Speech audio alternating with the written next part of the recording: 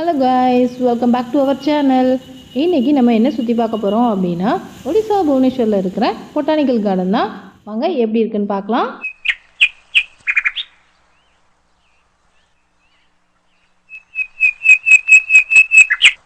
நீங்கள் இயற்கையை ரசிக்கிறவங்களா இருந்தீங்கன்னா கண்டிப்பாக இந்த பிளேஸும் உங்களுக்கு ரொம்ப பிடிக்கும். வாங்க நம்ம உள்ளே போய் பார்க்கலாம். அதுக்கு முன்னால் என்ட்ரி ஃபீஸ் எடுக்கணும்.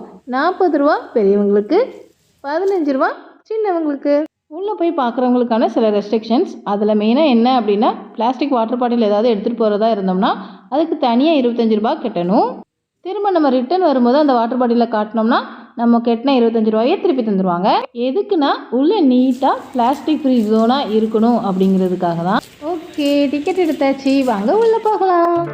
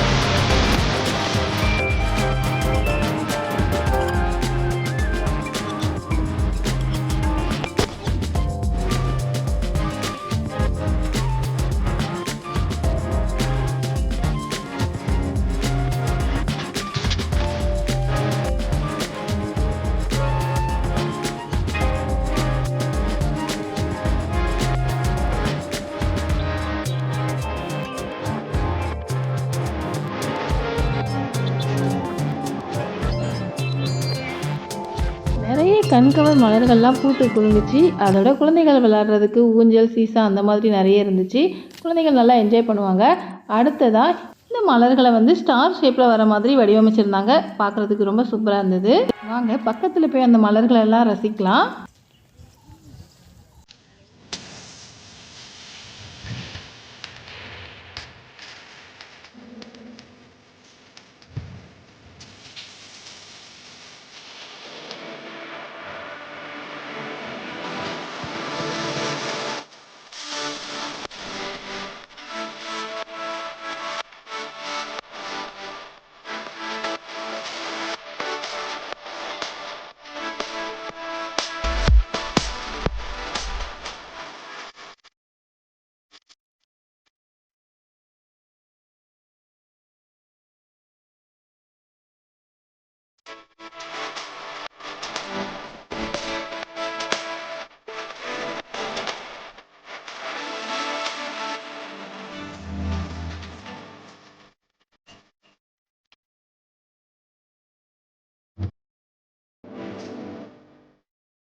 இந்த மாதிரி ஒரு அழகான இயற்கையை ரசிக்கும்போது ஒரு கப் காஃபி இல்லைன்னா எப்படிங்க?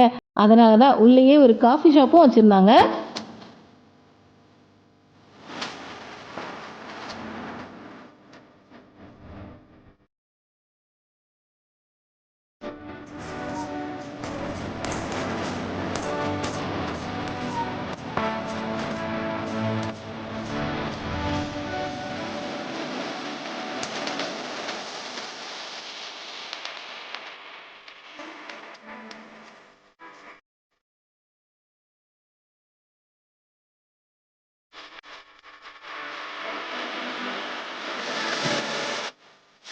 காஃபியோட ரேட்லாம் அவ்வளோ ஹையாலாம் இல்லை, நம்ம ரேஞ்சுக்கு தான் இருந்துச்சு.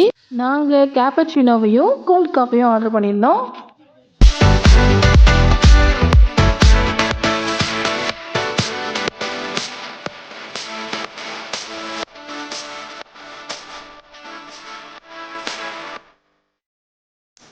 நாங்கள் ஆர்டர் பண்ண cappuccino and cold coffee ready ஆயிடுச்சு. வாங்க அதை குடிச்சிட்டே அங்கேயும் புக்கும் வச்சுருக்காங்க, நம்ம படிக்கணும், அதை படிச்சுட்டே காஃபி குடிக்கலாம்.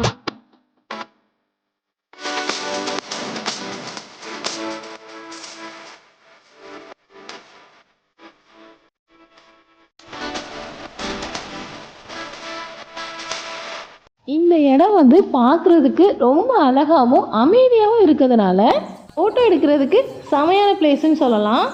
நாங்கள் போயிருக்கும்போது கூட ஒரு கப்புள்ஸ் வந்து வெட்டிங் ஃபோட்டோஷூட் எடுத்துகிட்டு இருந்தாங்க. ஃபோட்டோஷூட்டுக்கான நல்ல பிளேஸ் அப்படின்னு சொல்கிறத விட லவ்வர்ஸ் பார்க்குன்னு சொல்லலாம்.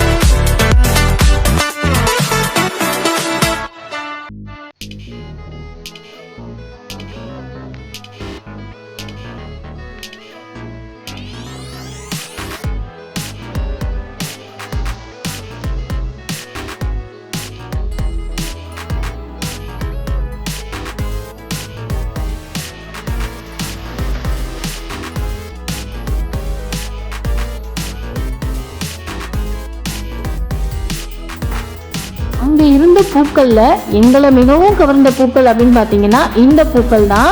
பார்க்குறதுக்கு ரொம்ப அழகாக இருந்துச்சு. கலர் தாங்க அவ்வளோ அட்ராக்ஷனாக இருந்துச்சு. ஆனால் இந்த பூக்கள் ரொம்ப பிடிச்சிருந்தது. அடுத்ததான் பறவைகள், எங்கே பார்த்தாலும் பறவைகள் சவுண்டாக தான் இருந்தது. அதில் ஒரு பறவை பாருங்களேன், நான் ஷூட் பண்ணுறேன்னு தெரிஞ்சோன்னே இந்த ரவுண்டாக இருக்கிற செடியை சுற்றி சுற்றி வந்துகிட்டே இருந்தது. நான் இந்த பக்கமாக போகும்போது அது அந்த பக்கமாக திரும்புது, நான் அந்த பக்கமாக வரும்போது இந்த பக்கமாக திரும்புது. நல்லா விளையாண்டுச்சு என் கூட இந்த பறவை.